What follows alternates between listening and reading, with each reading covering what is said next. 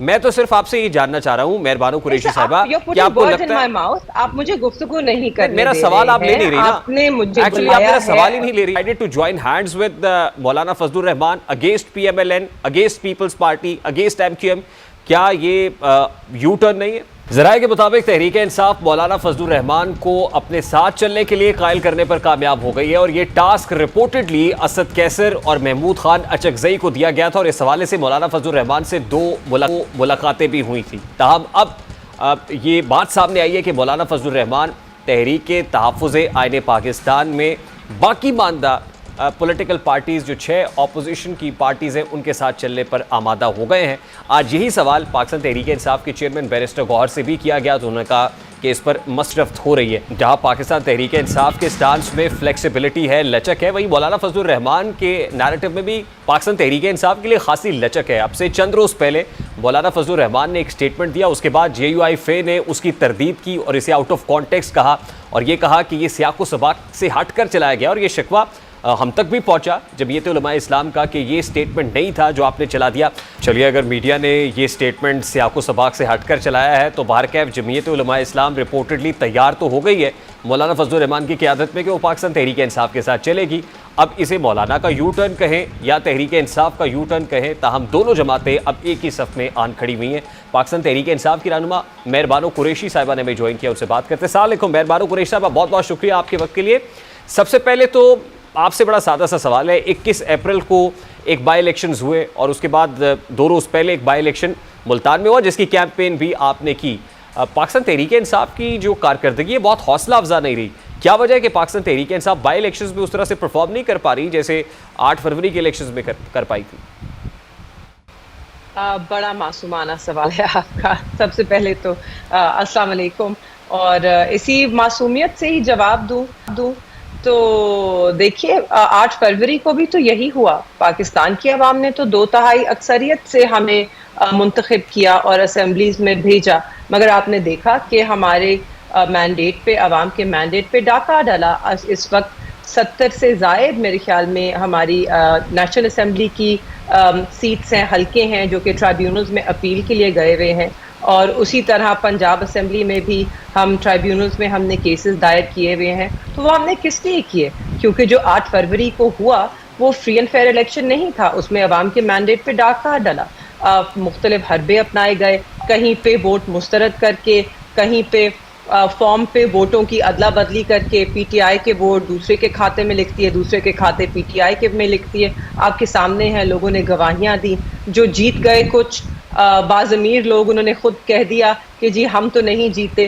جو کچھ دوسرے نمبر پہ آئے اور تحریک انصاف کو تیسرے نمبر پہ رکھا، انہوں نے کہا کہ جی تیسرے نمبر پہ آنے والا تو پہلے نمبر پہ ہے، ہمارے فارمز کے مطابق بھی. تو یہ جو گھوٹالہ ہے یا یہ جو ڈاکہ ہے یہ تو سب نے ڈلتے ہوئے دیکھا. لیکن بائی الیکشنز تو بڑے کنٹرولڈ الیکشنز ہوتے ہیں. دیکھیے 2 روز پہلے جو ملتان میں ہوا، مجھے ضمن صرف ایک سوال کر لوں، میں ضمن سے سوال کر لوں. آپ نے بہت اچھی کیمپین کی ملتان میں، بٹ ملتان میں نتائج شاید آپ کی توقعات کے برعکس آئے ہوں گے. گیلانی صاحب سے ذکر کر پائے. اگر آپ مجھے گفتگو مکمل کرنے دیجئے سر تو میں اسی پہ آ رہی ہوں. ضمنی انتخابات 21 اپریل کو بھی ہوئے پنجاب میں، اور وہ بھی چند حلقے تھے. اور کنٹرولڈ انوائرمنٹ، بہت اچھا لفظ آپ نے استعمال کیا، بالکل ایک کنٹرولڈ انوائرمنٹ ہے جہاں پر ٹیلی فونز بند کر دیے جاتے ہیں، جہاں پہ ضابطہ اخلاق کی کوئی کارروائی نہیں ہوتی. نشاندہی کرنے کے باوجود الیکشن کمیشن آف پاکستان اس پہ خاموش رہتی ہے.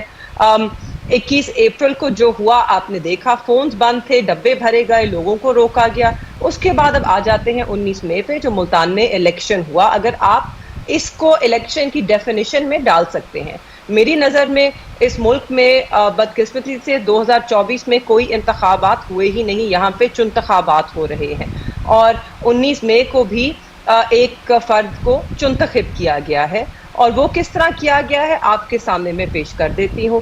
اب آپ دیکھیے، سٹیٹس کے ساتھ بات کرتے ہیں نا، ایسے ہوا میں گفتگو نہیں کرتے. 2024 میں 2 الیکشن ہوئے کچھ مہینوں کے فاصلے میں. ایک کے اندر 13,000 ووٹ مسترد ہوتا ہے اور ایک کے اندر صرف 1000 ووٹ مسترد ہوتا ہے. یہ وہی حلقہ ہے جس نے 2018 میں بھی ووٹ ڈالا، تب صرف 5000 مسترد ہوئے. تو آپ یہ کہہ سکتے ہیں کہ لوگ سیکھ رہے ہیں بہتر ووٹ ڈالنا، مگر 8 فروری کو کسی طرح وہ سب بھول گئے. کہ یہ کس طرح عمل چلا. تو سب سے پہلے تو اس سیٹ پہ بائی الیکشن ہونا ہی نہیں چاہیے تھا, یہ ٹرائیبیونل میں ہی جانی چاہیے تھی, کیونکہ اس سیٹ کے حقدار نہیں تھے یوسف رضا گیلانی صاحب, وہ بھی یہ جانتے تھے. جب ٹرائیبونل میں جائیں گے تو آپ کو ریلیف ملے گا, آپ جیت جائیں گے, آپ ایسا سمجھتے ہیں؟ میں تو صرف آپ سے یہ جاننا چاہ رہا ہوں مہربانو قریشی صاحبہ, کیا آپ کو لگتا ہے آپ مجھے گفتگو نہیں کرنے میرا سوال آپ لے نہیں رہی نا, ایکچولی آپ میرا سوال ہی نہیں لے رہی. میں تو آپ سے یہ جاننا چاہ رہا ہوں, میرا سوال آپ سن لیجئے کہ میں کیا آپ سے پوچھنا کیا چاہ رہا ہوں. میں پوچھنا یہ چاہ رہا ہوں کہ کیا آپ کو لگتا ہے کہ پاکستان تحریک انصاف کو اپنی اسٹریٹجی کو کسی جگہ پر ریوزٹ کرنے کی ضرورت ہے, یا ووٹر سپورٹر یہ سمجھتے ہیں کہ اب تو حکومتیں بن گئی ہے, اب ہمارے ووٹ سے کیا فرق پڑے گا, یا ہمارا کینڈیڈیٹ اگر منتخب ہو کے پارلیمان میں پہنچ جائے گا تو what difference does it going to make؟ میرا سوال یہ ہے.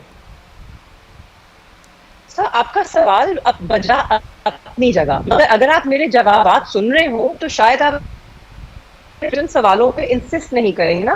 if you're listening to what I'm saying, اس میں پاکستان کے ووٹر یا تحریک انصاف کی مقبولیت کا تو سوال ہی نہیں اٹھتا. آپ کو معلوم ہے کہ پاکستان تحریک انصاف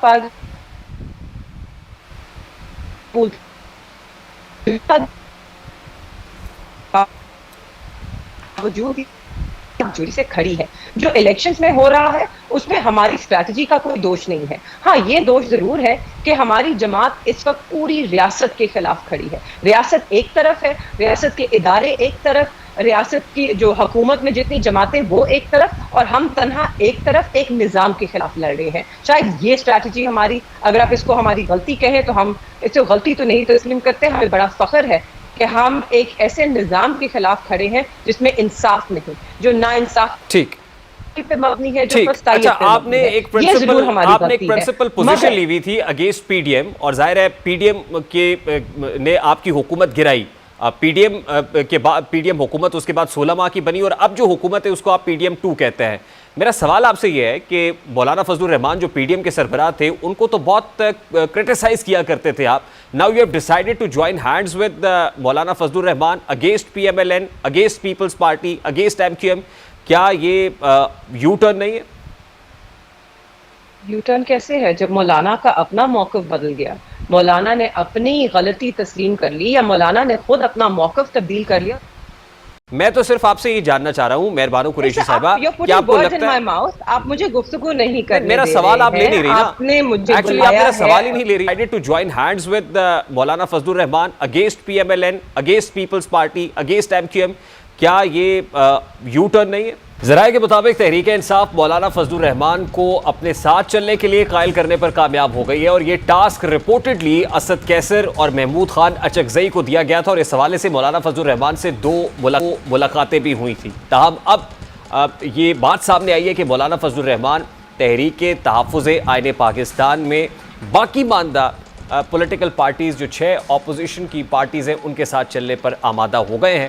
آج یہی سوال پاکستان تحریک انصاف کے چیئرمین بیرسٹر گوہر سے بھی کیا گیا, تو انہوں نے کہا کہ اس پر مصرفت ہو رہی ہے. جہاں پاکستان تحریک انصاف کے سٹانس میں فلیکسیبلٹی ہے, لچک ہے, وہیں مولانا فضل الرحمان کے نیریٹو میں بھی پاکستان تحریک انصاف کے لیے خاصی لچک ہے. اب سے چند روز پہلے مولانا فضل الرحمان نے ایک سٹیٹمنٹ دیا, اس کے بعد جے یو آئی فے نے اس کی تردید کی اور اسے آؤٹ آف کانٹیکسٹ کہا, اور یہ کہا کہ یہ سیاق و سباق سے ہٹ کر چلایا گیا, اور یہ شکوہ ہم تک بھی پہنچا جمعیت علماء اسلام کا کہ یہ سٹیٹمنٹ نہیں تھا جو آپ نے چلا دیا.